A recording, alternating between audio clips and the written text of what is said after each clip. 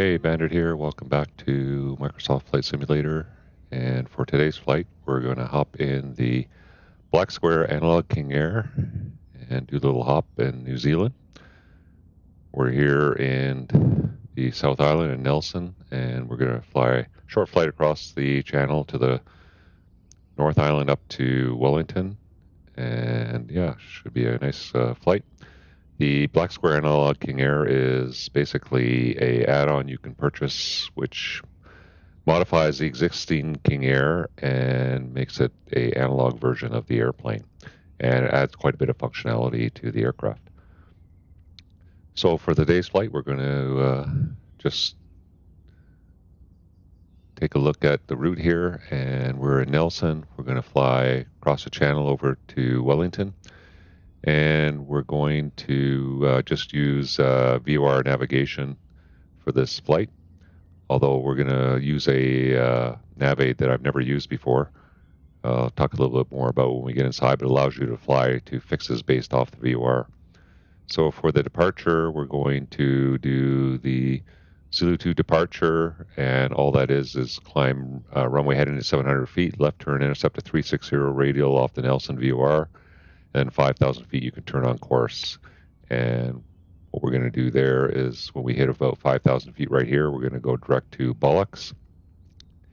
And then from Bullocks, we're going to go direct to this fix here, which is a 240 radial at 15 off the Wellington VOR, and then do the arc in for the VOR DME approach in Wellington. So this instrument that we're going to take a look at today allows us to set up direct fixes for Bullocks and for the 240-15, so we can fly direct to those fixes. We'll talk more about that when we get in the airplane. Not a very long flight. We're just going to climb up to 11,000 feet for the flight. It's nice weather here, and yeah, so without further ado, let's hop inside and get things going. Oh, by the way, for the flight today, I'm just using a livery. I got off flightsim.to. It's the Royal New Zealand Air Force livery. And for the BlackSquare King Air, it just uses the external model of the default King Air 350 that you get with Microsoft Flight Simulator, and the interior is all redone by BlackSquare for this aircraft. So yeah, let's hop inside and take a look at it. So as you can see, the cockpit is quite a bit different than the glass cockpit you get with the default King Air that you get with Microsoft Flight Simulator. It's back to the old King Air steam-driven gauges and instruments. And I'll just get rid of the yoke here, and yeah, we'll talk about the different configurations you can have. So right now, this is the basic configuration. It's just the standard radio stack. You got a comm radios, a couple of VOR, DME radios, and then you have an ILS or an NDB radio as well. And then you have this interesting instrument here. I've never seen one before. It's a KNS 80, and it allows you to make RNAV fixes based off of a VOR, and we'll take a look at that when we set up the trip today. Very interesting instrument. I've never seen one before. Wish I had one 20 years ago when I started had to do point-to-points in an aircraft similar to this, just using your HSI and trying to figure out rough headings to get to fixes off of VOR. Kind of dead reckoning, but yeah, this would have made life a lot simpler.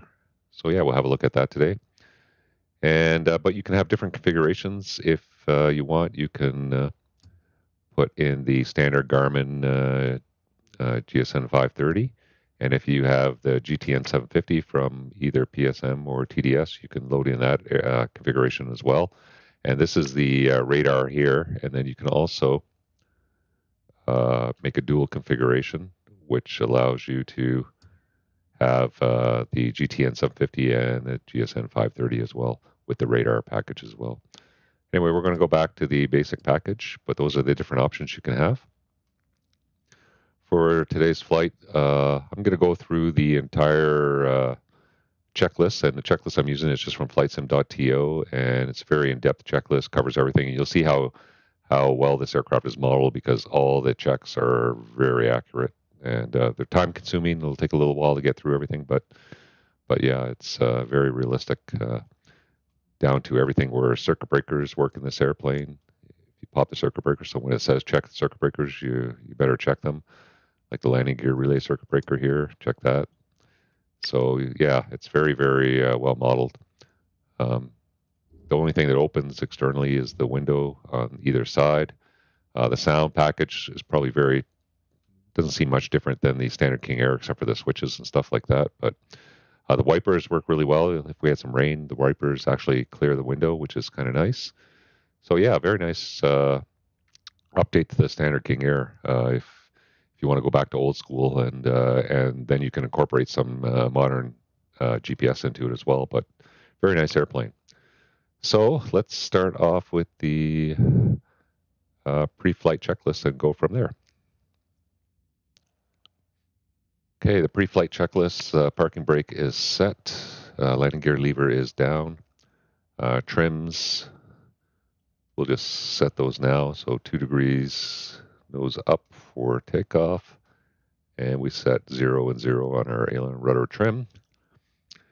Battery bus, so quite a few switches down here. We're just checking the positions. You want to check everything because it could be left in a undesired position. So you want to check everything is correct. So battery bus is norm.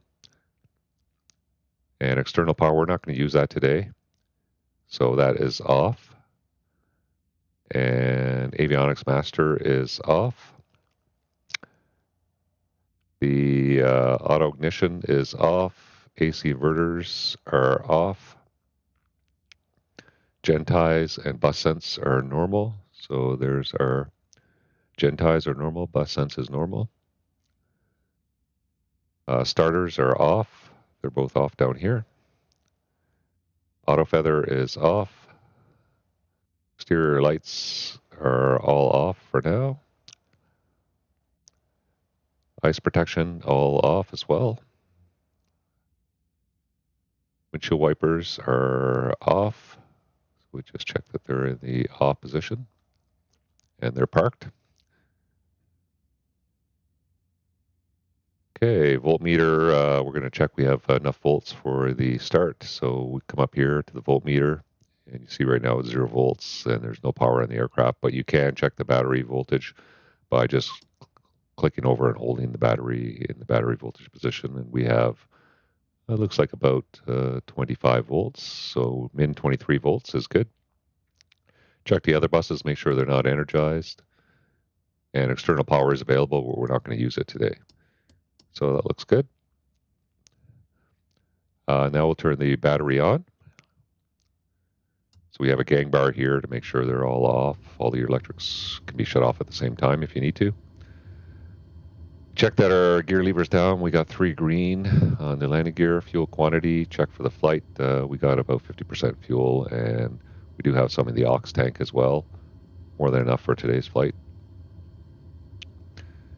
That's good. We'll check our overhead panel again. So fuel quantity test switch, sorry, we have to do that as well. So test. So this is where you need to look at the lights over here. So we're going to go to test, and you'll see that the fuel quantity low lights come on there. And so you kind of need to zoom out to be able to see those when you do some of this stuff.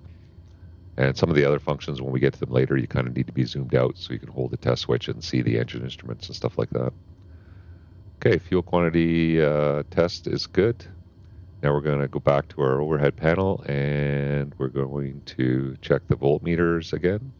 So right now we're just on battery, so we should have 0 volts on both generator buses because they're not energized. And you can see the center bus is minimum 23 volts, so that's good. And the triple feed should be minimum 22 volts. That's good as well. Okay, gen ties we manually close.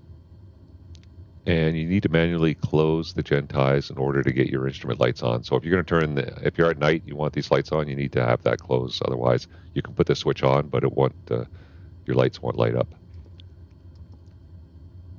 Okay, so the gen ties are closed. Now we're going to check that the voltmeters again, and you'll see your generator should show you have loads because the battery bus is now connected to the generator buses.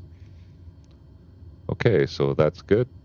Flaps and your flaps also won't function until you close that gen tie as well. So we'll function the flaps. Takeoff approach and down.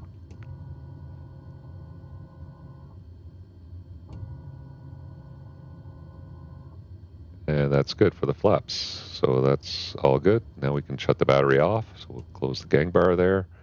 And oxygen system check. So we'll pull our oxygen. You have to pull your oxygen system on there. And we'll pull that. We'll check the mass. And you can check the flow. The two mass. So those are good. And we can check our oxygen pressure. Over here is in the green. So that's good. And then we go do our walk around. And yeah, so we'll go do our walk around and we'll come back and we'll continue with the before engine start checklist.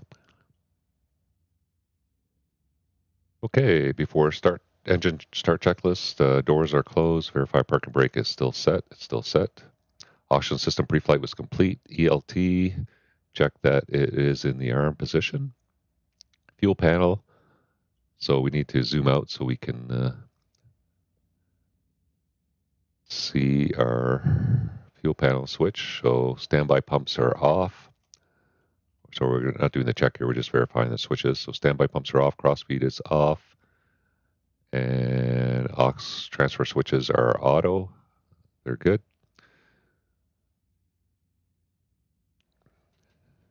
And then next we check our circuit breakers are all in on the left side here.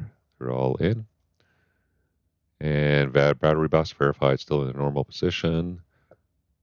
And inertial separator, engine anti-ice, we turn those on.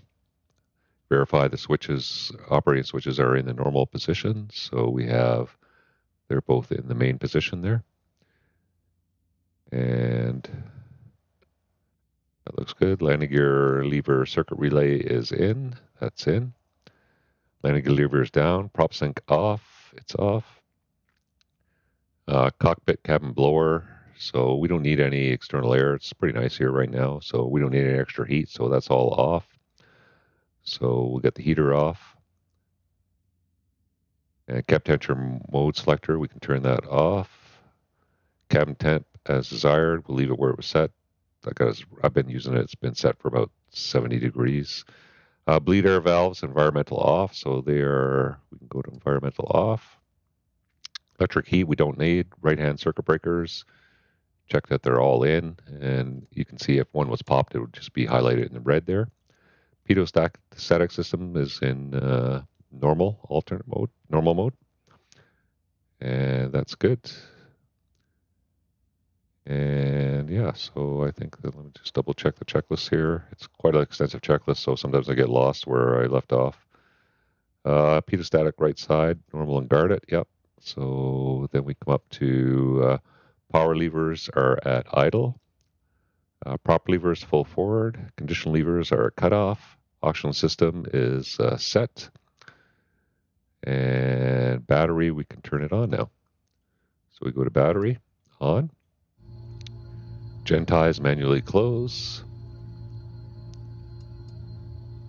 That will activate our generator buses if we need our lights at this time. So emergency lights overhead panel, we turn those on. And we can turn our master panel lights on. And like I said, these wouldn't come on if the bus tie wasn't put in manual. Okay, so that's good. Passenger signs, we put those on. Overhead lights, so they're fine as required. Co-pilot and pilot mic switches are normal. Enunciator test switch. We'll just test the enunciator test switch. Should see the master cautions. Okay, there you go. They're good. And now we come back and we check the fuel panel. So this is where you kind of got to get zoomed out enough to see, and I'll pull these back a little bit so we can see the full panel there. So fuel standby pumps on. So standby pumps are on. And verify left and right, no fuel transfer lights are off. And then the standby pumps can go off. Then you see those left and right fuel transfer lights come back on. Crossfeed left, then right, and verify each crossfeed comes on, so we go cross feed left, cross feed pump shows cross feed on, and then off, and then cross feed right, and cross feed shows on, and then off. Okay, that's good. Verify fuel quantity and check the aux tanks. Okay, so we got 600, 1200 plus another 400. So we got about 1600 plus pounds of gas. Lots of fuel for today's flight. Landing gear lever is down. We do a test on the switch. So the lights are good. Hydraulic fuel sensor, verify hydraulic fluid load. So there's no hydraulic fluid gauges for this aircraft, so all you're going to get is this light if you have a problem with your hydraulic system. So that's going to show, see the hydraulic low fluid light comes on up here. So that's the only test for that. Stall warning test, so we'll test that. We should get a tone. That's good. And engine fire detection system, test system. So what we're going to do now is we're going to see we have an extinguisher and a detector and extinguisher system for each side, and we have a 4-position switch here, and it's just going to cycle through the difference. So we got the extinguisher test on that side and extinguisher test on this side. Then we come back and they go off, and then we go to the other side. We got the warning test there and the warning test over here. So that's the test for the fire extinguisher tests. And cockpit voice recorder, we'll just check that is, I don't think there is a test. You don't get a test function here. When you hit test, I don't see anything that occurs for that. So, okay, that's it. Now we're ready for the engine start on battery. So verify the battery is on. We'll put our nav lights on and our beacon light on. Okay, and we are on the battery, and so we're going to start the right engine first, so it's clear to the right. And then all we do is we're going to engage the starter. We're going to look for a minimum of 12% on the NG, and then we're going to bring the condition lever up to low. So clear to the right. Going to hit the right-hand starter. Watch for the engine start rotating. Watch our N1, it's above 12%, so we can bring in the condition lever to low idle. Then we'll watch for light off. We'll watch that we don't exceed our start limit. Then watch the T's and P's are coming up. And temperature's coming back down. At 50%, we manually disengage the starter switch. We let it stabilize. And that looks good. Okay, so once we get the good start there, we'll bring the right condition lever up to high, and then we're going to use the generator to help us start the other engines. We'll put the right generator on, see the right generator extinguishes, and then we'll repeat the start for the left side. So clear to the left. Ignition switch for prop rotation. Minimum 12%. Bring the condition lever to low. Watch the start. And that one got pretty warm. It's going back down. T's and P's are looking good. Looking for 50%, and then we'll just disengage the starter. So the starter is disengaged. Left generator. So we'll flip up and turn it on. We verify the left gen light goes out, and then the right generator will just double sure that's reset and on, and they're both, the left and right gen switches are out, and that looks good. So that's a good start. Now we'll check our CAS, and these items are fine right now. We have to bleed air. We don't have the rudder booster trim on. Reverse not ready because we're not quite at full. I just kept these back a little bit out of the way for the enunciator screen and a low pitch on the props. Those are all good. Engine anti-ice is on. You always want your engine anti-ice on the ground. It's kind of like a FOD protection, even if you're not even if you're not in any icing conditions. So on the ground, you always want your engine anti-ice on. Okay, so that is the start. Now we're going to do the before taxi checklist next. Okay, before taxi checklist, we want our gen ties go down, and we want the gen tie switch open. And then we're going to go check the voltages on our triple feed. Should be 26.5 to 28 volts, and that's good. Then we're going to check the right and left gen. Should be the same, 27.5 to 29 volts. That's good for both generators. And then your center bus should be minimum 23 volts, and that is good as well. Then we're going to put the gen tie switch back to norm. And then we're going to do the bus sense. We're going to put that in test. And then we're going to verify that the right gen tie open and the left gen tie open lights come on, and verify that the center bus is at 0. And that is correct. And then we're going to put the bus sense switch to reset. We're going to verify that those left and right gen tie open lights go out, and then we go back to our center bus, and it should be minimum of 27.5 to 29 volts. Then we check our generator loads are in parallel and within 10% of each other. Next, we're going to check our gyro suction is in the green, and that's right there. That's in the green, and then we're going to turn our avionics master to on. And avionics are on. We're going to turn our inverters on.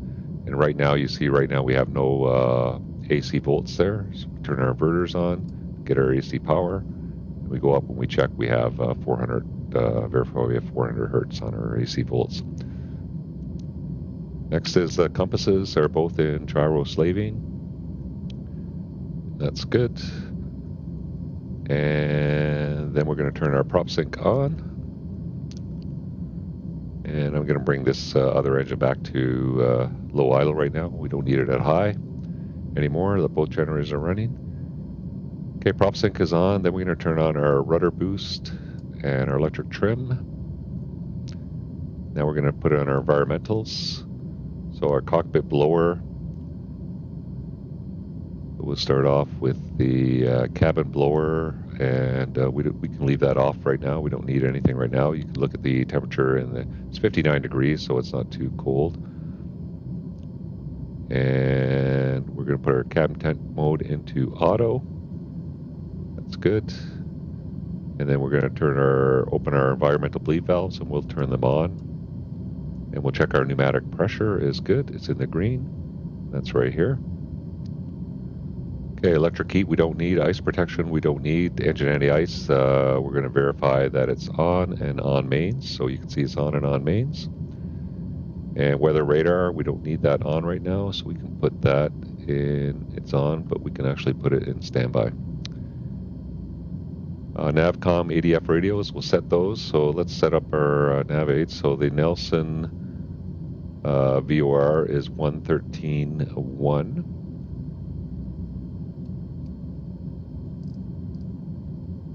Put that in here. So that's in nav 1. And then the backup we'll put in for the Wellington is 12.3. We'll have that ready to go in the backup. That's good to go. Okay, our transponder, we'll just squawk mode 7000 is fine for here right now. And it's an alt-on, so we'll leave that an alt-on. And we'll set up our altitude. So initial climb out, we're going to set our altitude right up to 11,000 feet for our cruise portion. That's good. We'll put in our runway heading, 018. And we will put in our intercepting track. We want to intercept the 360 radial for the departure. So again, the departure will be runway heading above 700 feet, left turn to intercept the 360 radial, then 5,000 feet we can turn on course. And our first fix is going to be a Bolux, which is off the Nelson VOR, and it is the 049 radial at 32 miles. Just double check that. About 32 miles is the distance for that, so that's good. So, and I just need to double check. Yep, 049 is the outbound. So that's what we're going to initially turn to. So when we hit 5,000 feet, we're going to do a right turn direct to that fix. So now we're going to take a look at this KSN80 and set that up. So the first waypoint we're going to use is 1. So you've got 1. You can display which waypoint you're using and which one is displayed. So we're using waypoint 1, and we want to display waypoint 1. So we're going to go back to the display. And now we need to set up the data for this. So the data is frequency, radial, and distance. So the first one is going to be based off of 113.1. So we have that set for the, and then the radial is going to be 049, and then 32 miles. I've already had it set in there. So that's remembered it from the last time I did this flight. So if you want to change, you can change any of that data, and that is the what's displayed. And our next waypoint is going to be off of, so let's display number 2. That's going to be off 12.3, and it is going to be the, let's just check the radial that we're going to be flying to intercept the approach. So it's going to be this radial here, which is the 240 radial at 15 DME off of Wellington, which is 12.3. So we need to set that radial. So if we go back to data, so the frequency is 12.3. The radial is going to be 240. And the distance is going to be 15. So that is for display number 2. And that is going to be for, we'll switch to use number 2 when we start going to that nav aid there. Okay, so those are set, they're ready to go. So we'll go back to display number 1, and we're going to use number 1, and you select the source. So if I select the source over here, it's going to give us the radial distance to that fix when we get our nav aid tuned here. So we're going to be back in HSI. Source is going to be nav1, and you can see we've got, let's listen to the idents for that, and the Wellington or the Nelson VOR.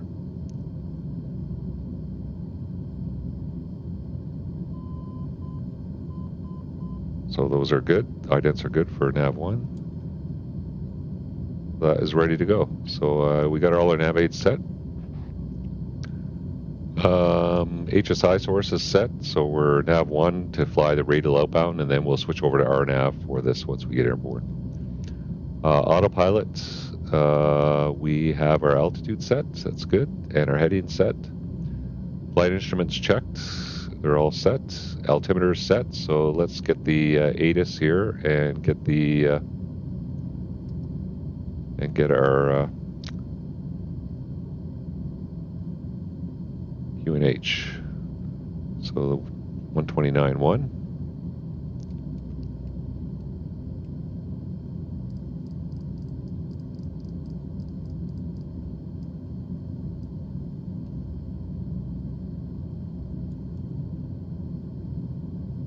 Nelson Airport information, India 2100 Zulu.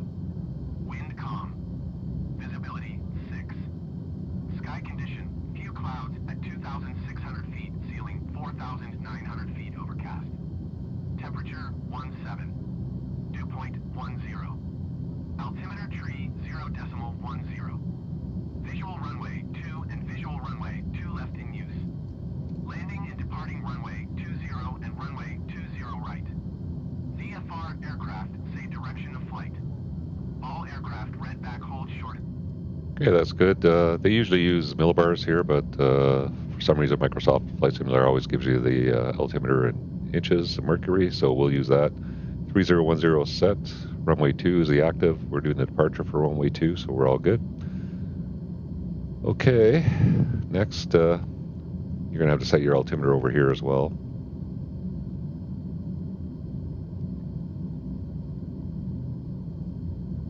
Okay, so that's good. So altimeters are set, flight controls, we'll check. And it's just physically moving your flight controls around.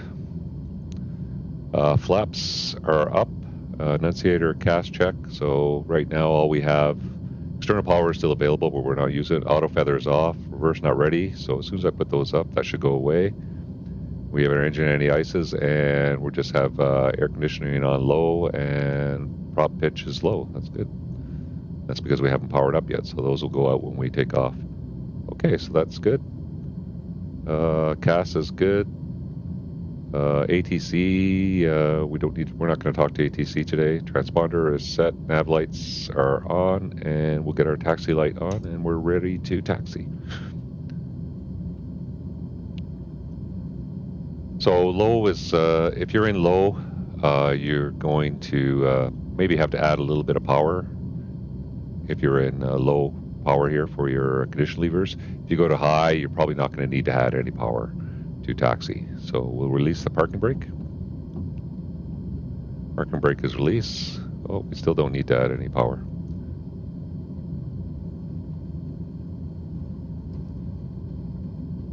Might be on a little bit of a downhill here. So needle's right, ball's left, increasing and tracking, and yeah, instruments are good. We'll taxi out, just hold short of the runway to do our run-up checks. There's quite a few run-ups to do with this aircraft. Check our brakes are good.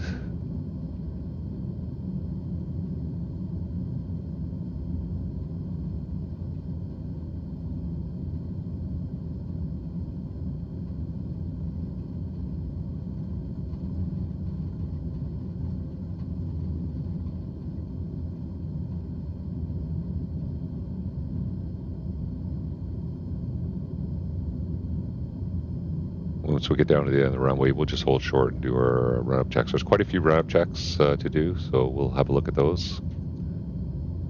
But overall, it's a very detailed airplane, and very well modeled flight-wise. It flies really nice. Really enjoy flying this airplane. And then if you, when I do fly in VATSIM though, I do use the GTN 750 because there's so many RNAV arrivals and stuff that you need to use that using the stock aircraft is a little difficult sometimes. You can do it, but you're going to have a lot of issues in a busy airport if that's the case.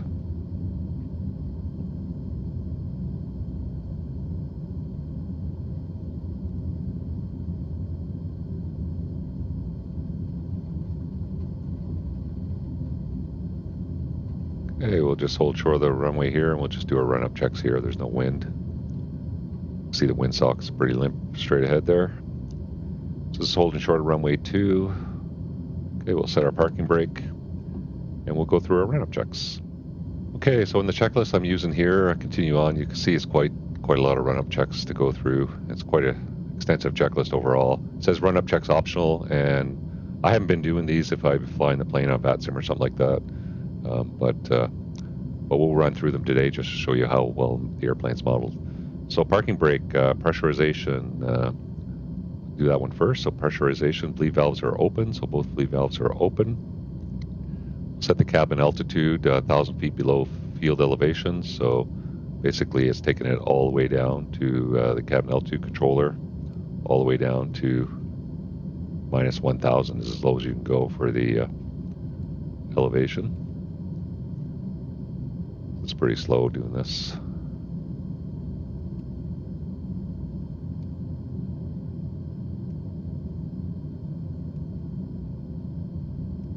So there we go, as low as it goes. Set the rate controller to 12 o'clock position, and then you press and hold the test switch. I think it stays in test position, so you go to test, and you should see a drop in your cabin altitude rate there. So that looks good. And then you go back to release it back to the pressure position, and then it should climb back up.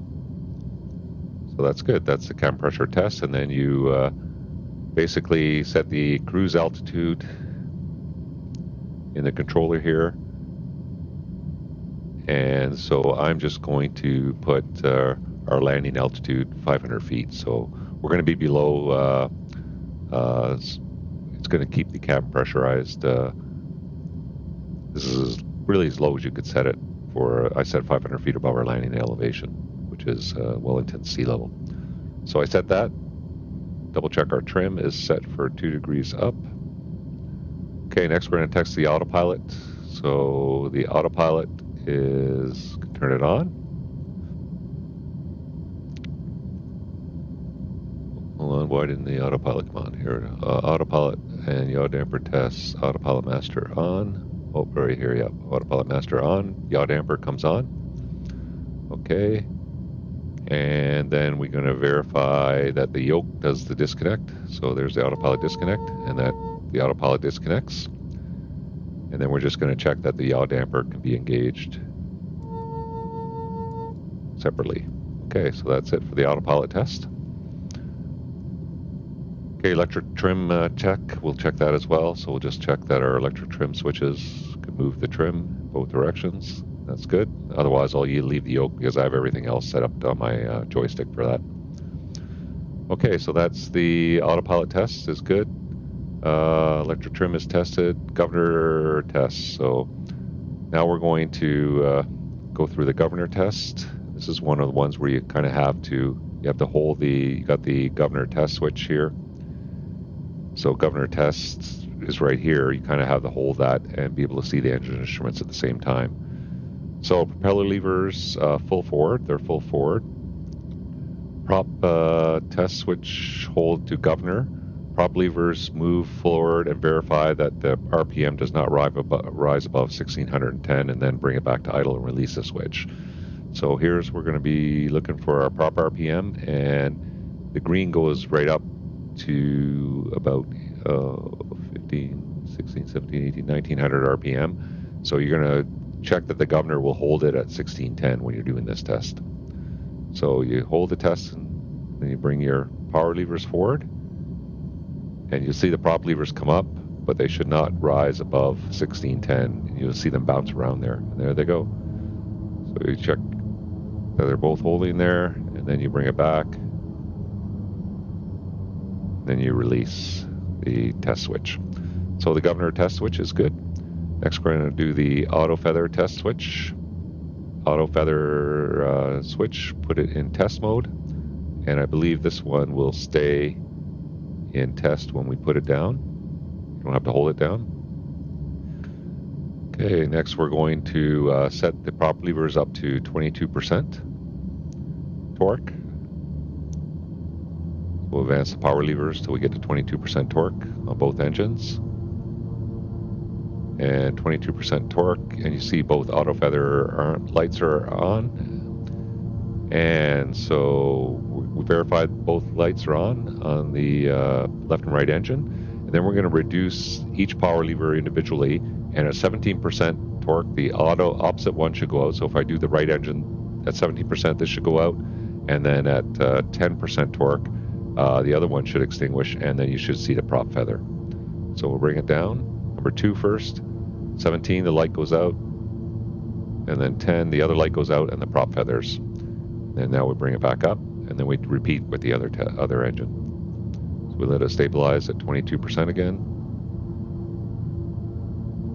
Okay, we have both auto feather lights. Now we're going to retard number 1. 17, the opposite light goes out.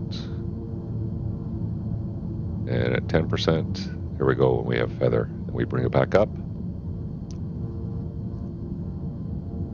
And that's our auto feather test.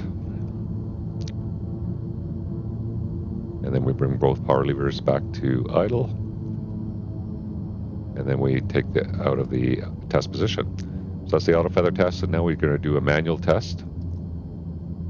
So manually testing, we'll just bring the actual condition levers back. Watch the RPM come back, and then we bring it back to feather, and we see the prop feathers. We'll do that for the number 1 engine. And we get manual feather works on both engines. Okay, so that's the manual feather test.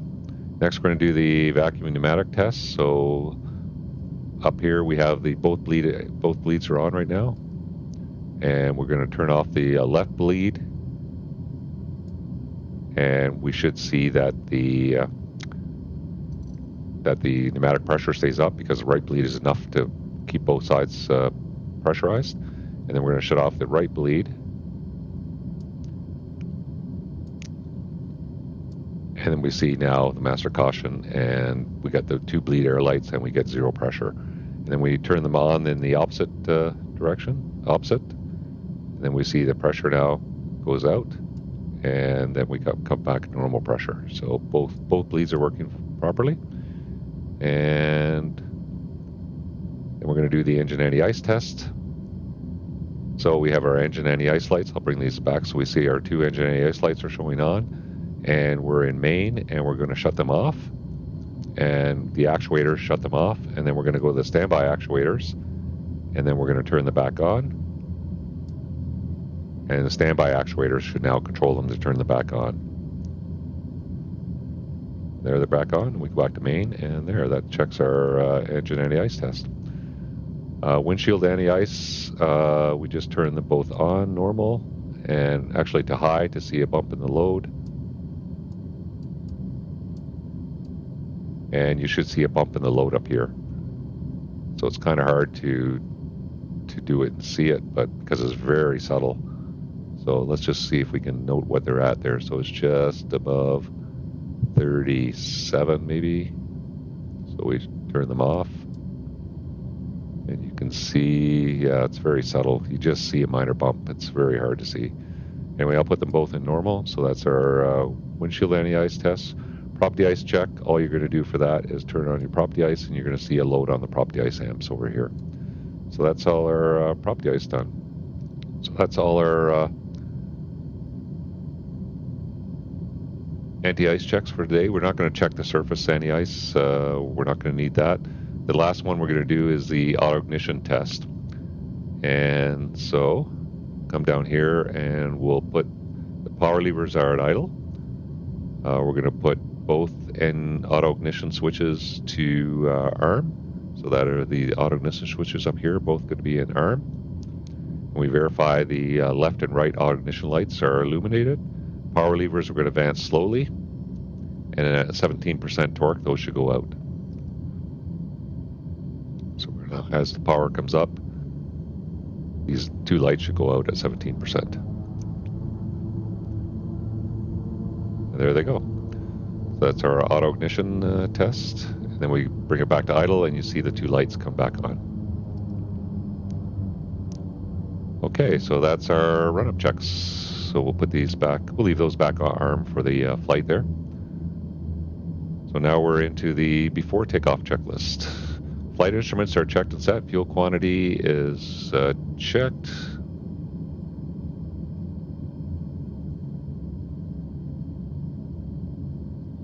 Flaps will set for takeoff.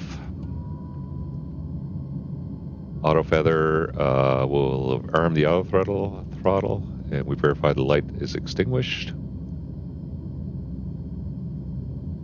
Okay, and auto ignition, we'll put those on. We'll leave those on. Engine anti-ice and inertial separators, they're both on. Left and right, so we'll turn our pitot heat on, and our fuel vent pumps. So they call these the hot 5. So these are like when you turn on your pitot heat just before you take off. So these 5 switches all come on: stall warning, pitot heat left and right, and the fuel vent switches.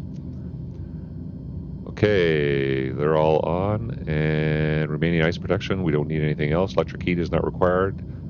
Bleed valves are both on. Weather radar is standby. Generator loads, we'll just check them. They're all good. Propeller levers full forward. So I'll put them full forward now. Condition levers can go high. And cast check. And then all we have is our number 1 low fuel transfer lights. They'll go out when we advance the power there. And that's it. So I think we're ready to go. Now we'll head out for takeoff. Let's clear to the left, clear to the right, release our parking brake. And especially in high, when the condition levers are in high, you really don't need to add any power to taxi here.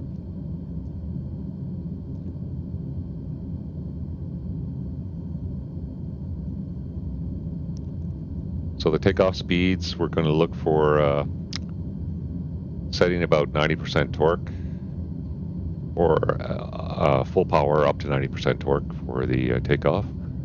And then we are going to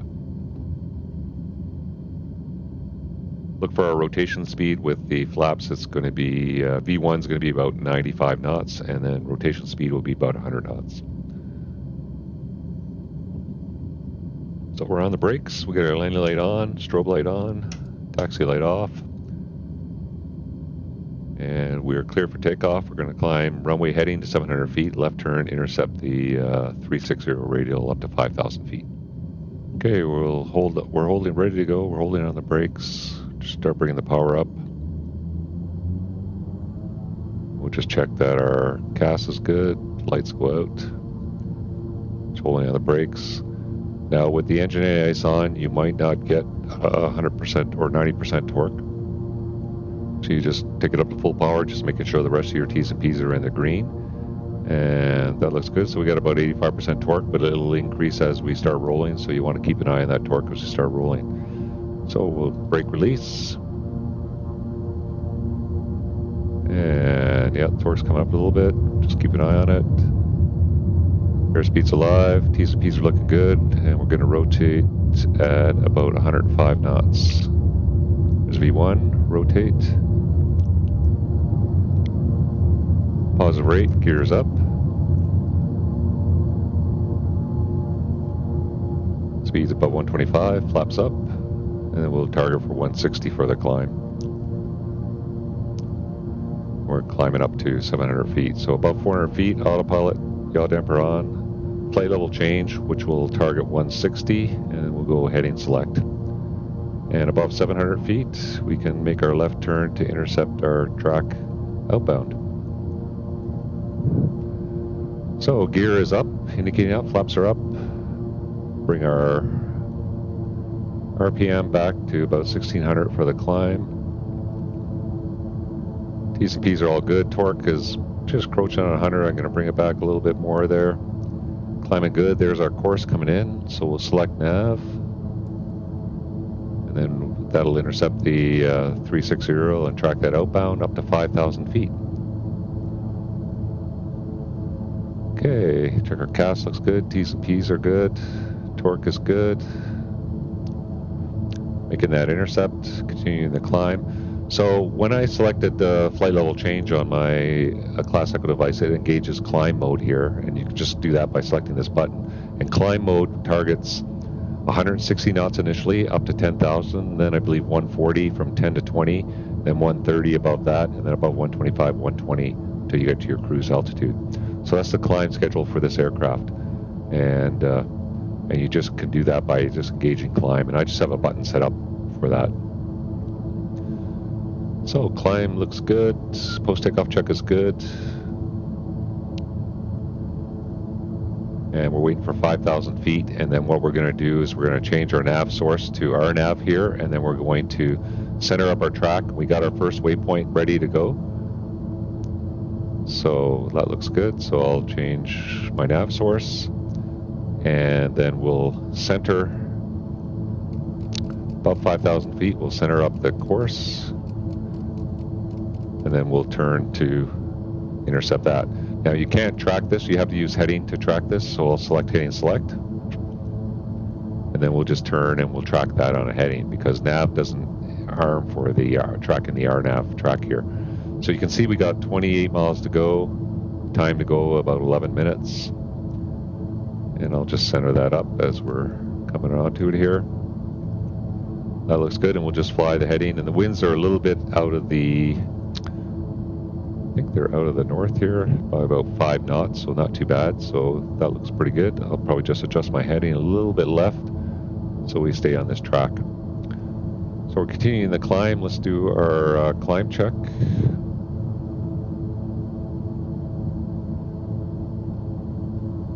So our climb check, yaw damper is on, engine anti-ice. We can shut it off. So when you shut the engine anti-ice off, you want to be careful because the torque will increase. So you want to make sure that it doesn't go above,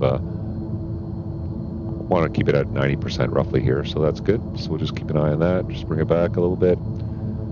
Okay, so engine anti-ice is off. Windshield anti-ice will leave normal. Other ice protection is not required. Landing light can go off. Prop sync is on, and bleed air valves will leave them in the open position. And the cabin is pressurizing and looks good. And we're not going above 11,000 feet, so cabin pressure is not a big deal for today's trip. So the climb check looks good. We're tracking nicely to that fix there. It's 23 miles to go. And you can see here we still have the Wellington or the Nelson VOR up here.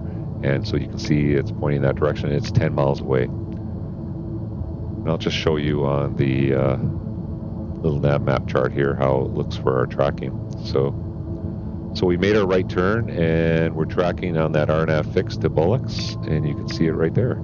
So it looks pretty good. And then once we hit Bullocks, we're going to track to the next fix, which is this fix here. So we got 1,000 feet to go. So for normal cruise, you leave it at 90% for a high-speed cruise, and then we're just going to bring it back to about 70 because we don't need to be going too fast today. So leveling off at 11,000 feet. Let it accelerate, and then we'll slowly bring the torque back to about 70%. Cruise RPM will set 1,500. And we'll start bringing the torque back and just set it around 70%.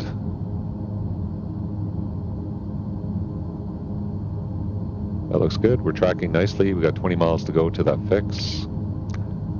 And let's do our cruise check. So cruise check, auto feather can go off. Auto feather is off. Cancel master caution. Passenger signs, we'll leave them on. It's a short flight. Engine anti-ice is off. Windshield ice will leave normal ice protection. The rest of it is good. Bleed air valves are open. Cabin is pressurized. And we're sitting at about 2,000 cabin pressure. Really good right now. And I think that's it. Pressurization set. So we're good. Good for the cruise. And we're tracking really nicely. Maintaining that track really well. So you just adjust your heading if you start drifting off, depending on the winds. You can get your winds from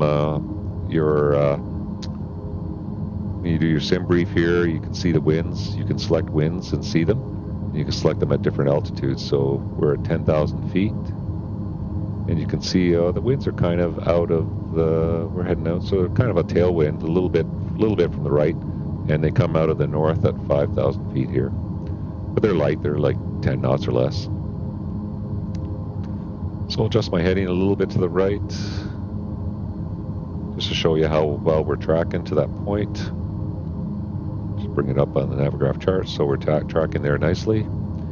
And then the next fix we're going to fly to is this fix here. So let's brief the approach while we're set up for that. So once we hit Bullocks, we're going to track to the 240 at 15, which is this fix right here.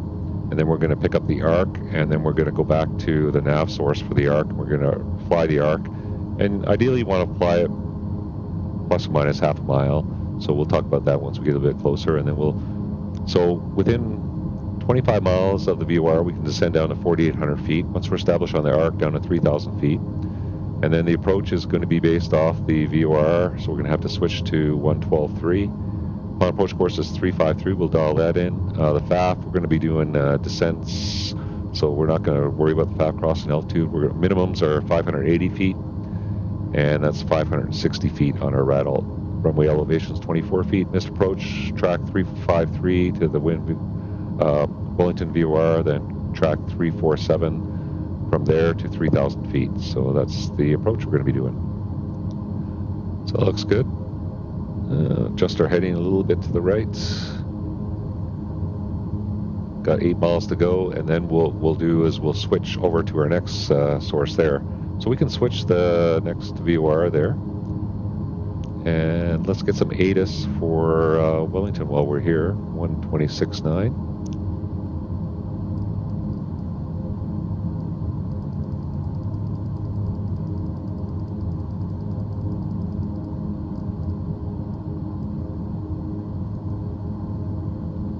Wellington Airport information. 6 miles to go. 2200 Zulu. Wind 017 at 6. Visibility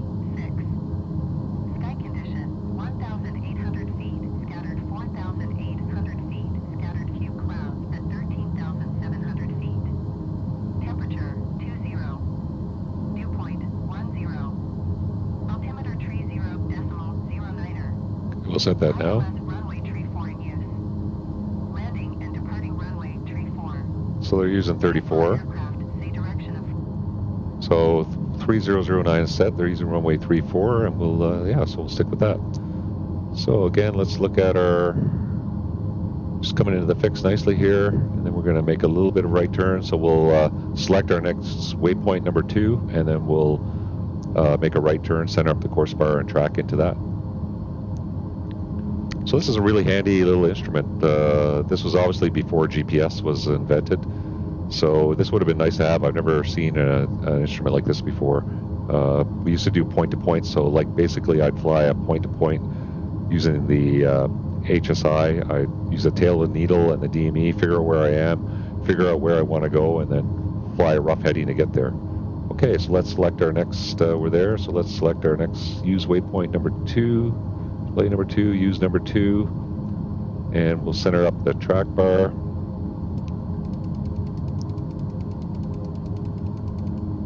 And we'll make a right turn and track towards that. So now we're tracking to on 112.3 to the fix that we've established before on the ground. And then once we get inbound, I'll just kind of show you how that looks.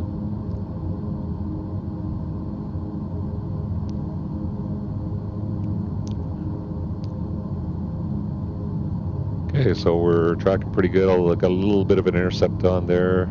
Again, the wind should be probably roughly on our tail right now. So now if I go to the Navigraph chart here, you can see we're kind of tracking this direction. So once we get a little bit closer, we'll see how it's tuned in for that waypoint there. So we can switch up. We're on now the Wellington VOR. Let's get the idents for that. So we'll listen to that. And your idents are basically right here. You're looking for dot dash dash and then dash dot for Whiskey November. It's very faint, but you can hear it. So that is identified. So that's how you have to get your idents and make sure you have the right nav aid selected. And you can see now the number 1 needle, or the VOR needle, is the yellow needle, and it's 37 miles away. So we got to adjust our heading. We're not quite on track to get there. Drifting a little bit off. So come a little bit more right. So now this needle represents Wellington VOR. It's 36 miles. So when we're within 25, we can descend down to 4,800 feet. So that's looking pretty good. Let's hop outside, take a look. Beautiful scenery here in New Zealand.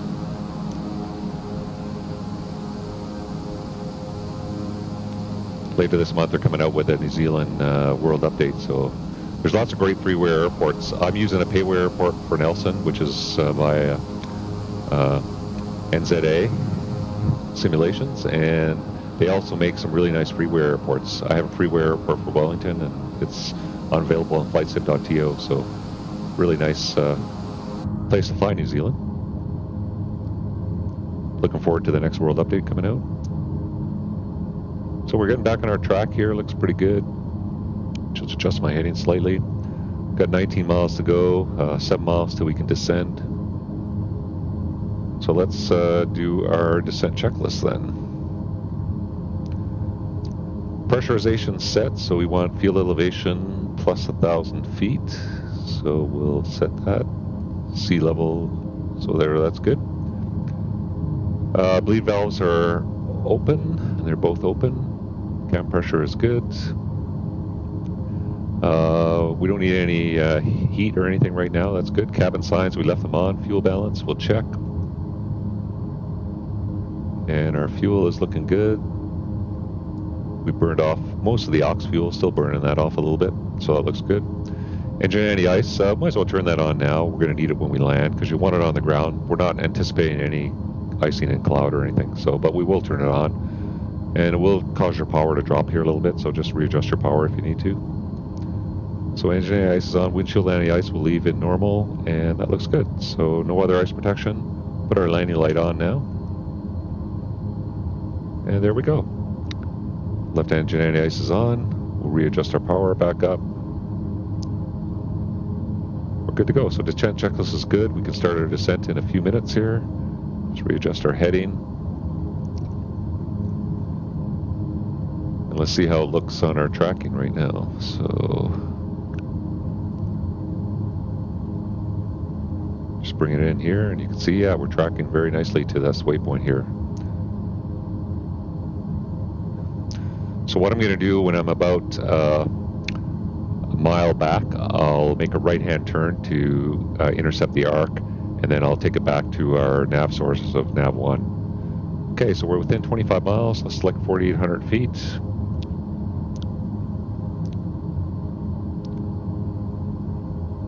4,800 feet is set, and we'll set vertical speed. So on here, the way you would set that is you could set descend, or you could select vertical speed, and then you just use the rocker to change your vertical speed. But I have some buttons on that, so I'm going to set vertical speed and just dial my vertical speed down to 1,500 feet per minute. But you just use the rockers to select it down here, and then I'll just bring the power back, keep the speed from building up. So if you bring your power back, you're going to get a gear warning when you go roughly below 30%. But if you need to go low power and you want to get rid of that, you just cancel that gear warning. So there we go. Now we're descending, tracking nicely inbound, looks good. Master caution, and that is for, what was that for? Well, that might have been the test there. Yeah, something flickered on there. I think it was probably the low, reverse low for the, because our power pitch levers are back quite far. So, okay, so tracking in nicely. About a mile back, I'll switch to NAV1, and then we'll make a right turn till the tail of the needle. So this is the HSI needle when you're in NAV1 source, and we will bring it over to the right hand side of the airplane to pick up the arc.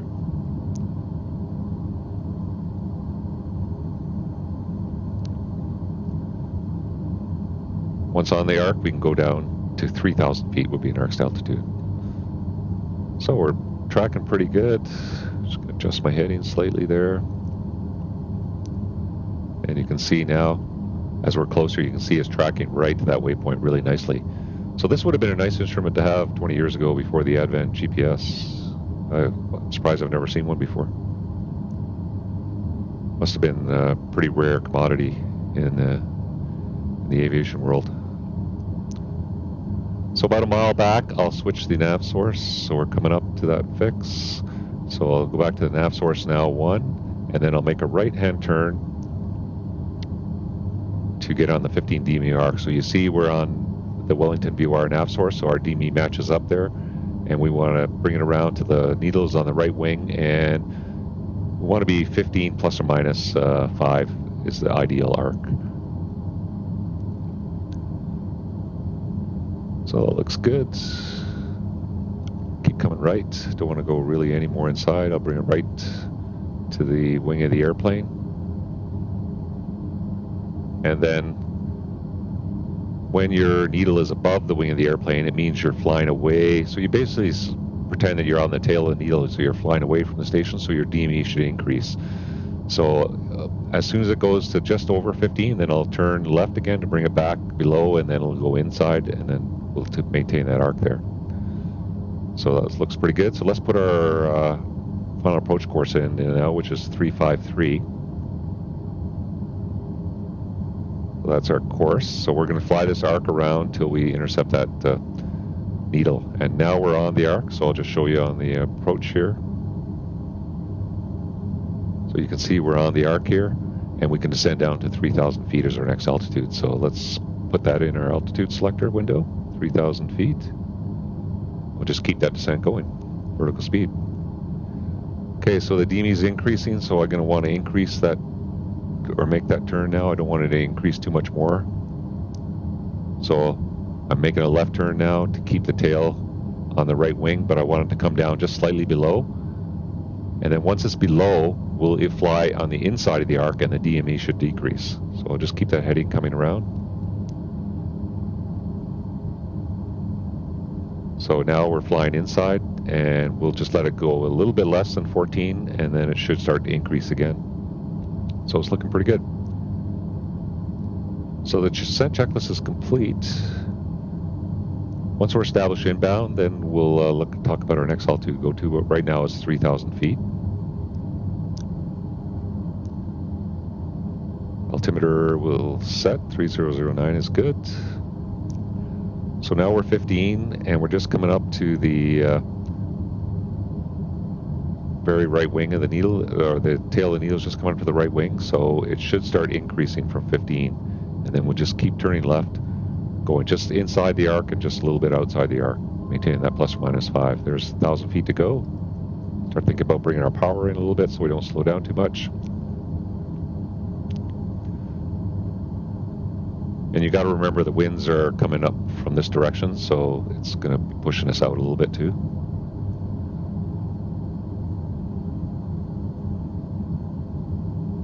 So the DME starts increasing. Once it gets to about 15.2, I'll make a left turn and then bring the needle back down. It's looking good right now though. It's 15.1. You can see we're nicely on the arc. So for this turn, I'm going to want to lead that by about 5 or 6 radials to make the turn on the inbound, and then we'll engage nav and track the inbound fix from there. So it's 15.2, we'll make our turn. Bring the tail of the needle below the wing. And so probably 353 is our inbound track, which is 173. So probably about 178, I'm going to want to lead that turn. So you can see the tail of the needle now is below the wing, so we're coming in inside the arc, so the DME, as you can see, is decreasing.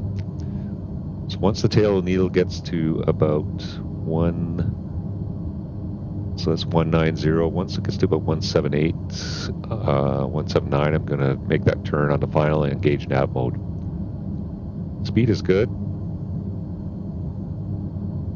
I'll set about 40% torque. I don't want to go any below 160.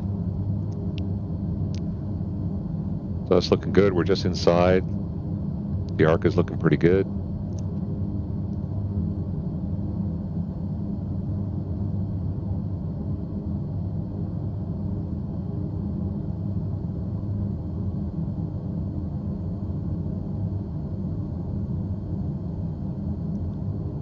Okay, and now we're coming up to the wingtip, so 14.7, that's fine, and it should start increasing, and then we're going to have to make that turn here any minute now for making that turn onto final. So what I'll do is I'll initiate the turn. That's about, it's on 180 right now. It's about 6 degrees, so I'll start the turn now. And I'll just kind of leave the intercept heading on, and then I'll engage nav mode to track the inbound track there.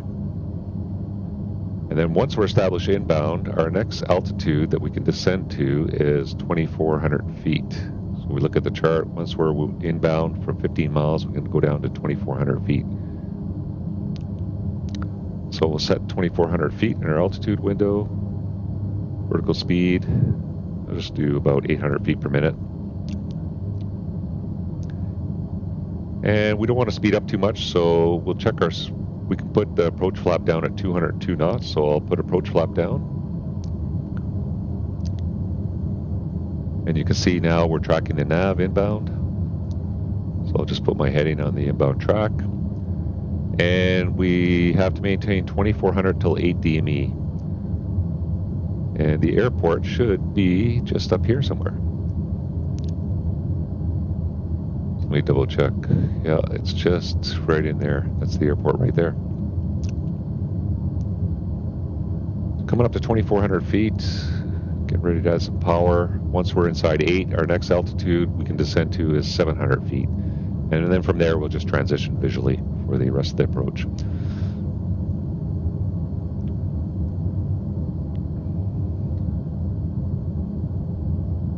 Beautiful approach here in New Zealand.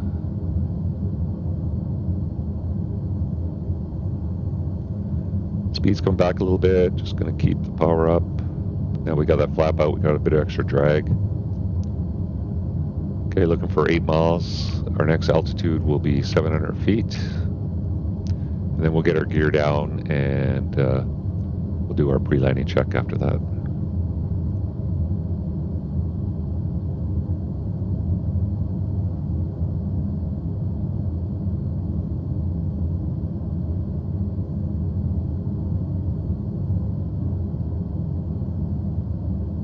waiting for 8 miles. Speed is good.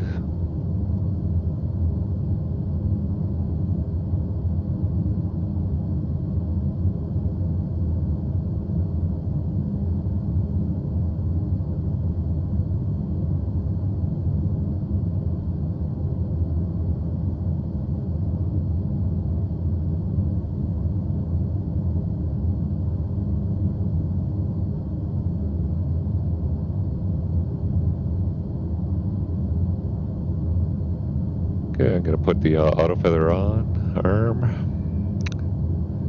Inside 8, I'm going to go down to 700 feet. Vertical speed, about 1,000 feet per minute. Bringing the power back, we'll get our gear down. And let's look at our landing check. So speed 130 to 150 for the initial portion of the approach here. Landing gear is down. Auto feather is armed. Flaps are at approach, and then below our next speed for full flaps is 158. So as long as we're below 158, which we are, we can select approach. Rest of the landing check, the auto feather is armed, landing gear is down, flaps are at approach. We have to shut the yaw damper on a short final. Landing light is on, and 1,000 feet to go. Good. And propeller prop sync is on. And all we got left is the full flaps, and then we're good to go. We'll shut the autopilot yaw damper off on short final. So we're looking for probably, within 3 miles, we're going to want to get our final flaps, and then we're looking for about 100 to 110 knot speed, depending on your weight. So probably about 105 today. Whoop, back to 3009. So looking for, we'll level off at 700 feet, and then I'll just get visual with the VASIs from here, and then we'll just disengage the autopilot and continue in here visually. Flaps to go, so gear is down and flaps are at approach, just full flap to go. Bringing the power up, keeping the speed. Okay, I'll disengage the autopilot. We'll get lined up. Speed is good, we'll select approach flap.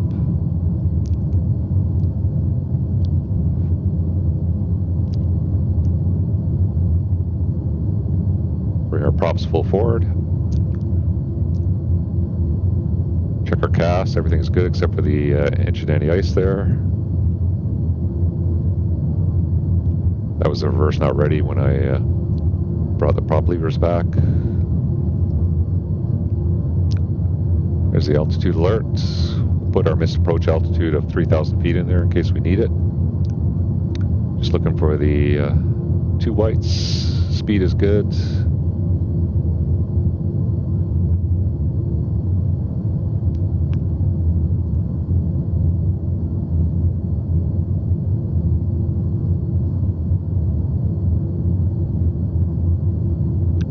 A little bit low.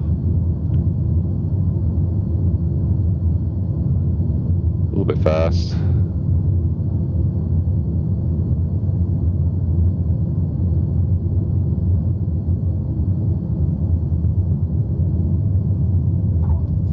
There we go, touchdown. I'm not going to use reverse.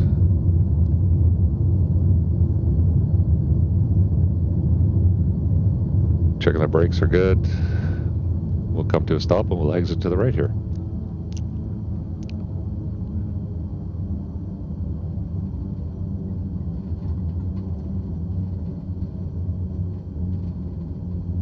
Well, welcome to Wellington. Beautiful flight across the island there. We'll just stop here.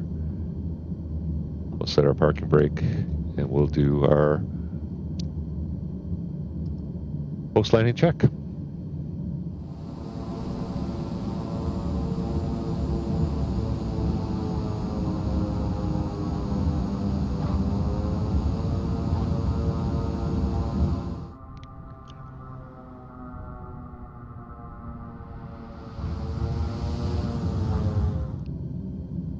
Okay, let's do our after landing checklist. So condition levers can go idle, flaps can go up, taxi light on, landing light off, strobe light off, auto ignition off, auto feather can go off, anti-ice is on, ice protection as required, transponder, we can put that in standby. Cab temperature is good, bleed air valves we'll leave open, electric heat and app blower as required, we do not need those, so just taxi in straight ahead and park.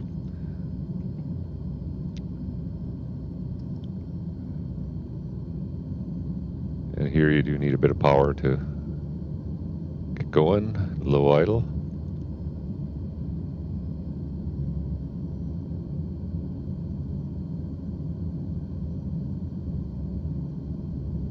Yeah, this is an awesome freeware airport for Wellington. Available on flightsim.to. Definitely worth picking up.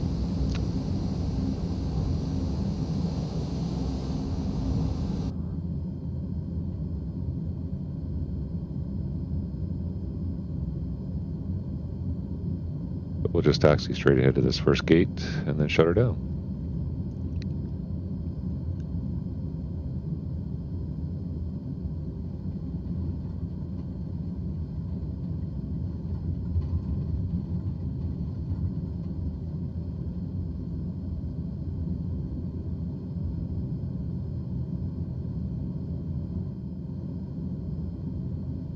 Okay, we'll do the shutdown checklist. Parking brake set. Avionics master can go off. Auto feather is off. Taxi lights are off. Cabin temperature mode is off. Bleed air valves, we can close those.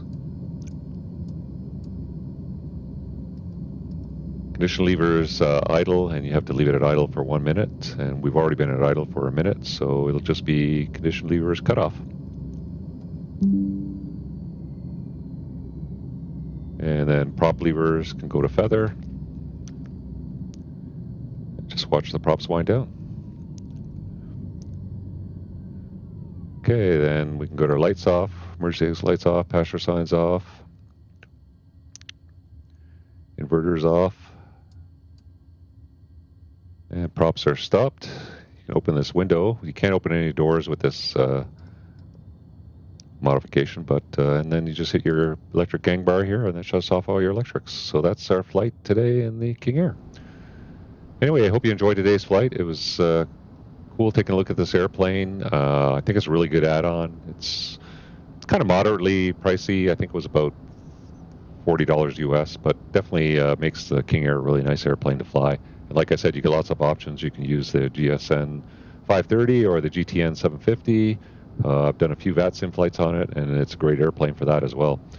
Cruises in the mid to high 20s, 300 knot true airspeed. Really great airplane to fly in the sim. So yeah, I hope you enjoyed today's flight. If you'd like to see another flight in the King Air, let me know in the comments. We could try one with the GTN 750, and you can take a look at that. But yeah, it's just like the standard PSM GTN 750, so no differences there if you've seen it in another airplane. But yeah, great airplane. Highly recommend it if you're into these kind of airplanes. Once again, thanks for joining me. If you're new to the channel, make sure you take time, hit that subscribe button, and sign up for notifications, and you'll see videos like this when I put them out in the future. And for all returning viewers, thanks again for joining me. Hope you enjoyed today's video. We'll see you next time on the Bandit Flight Simmer channel. Bandit out.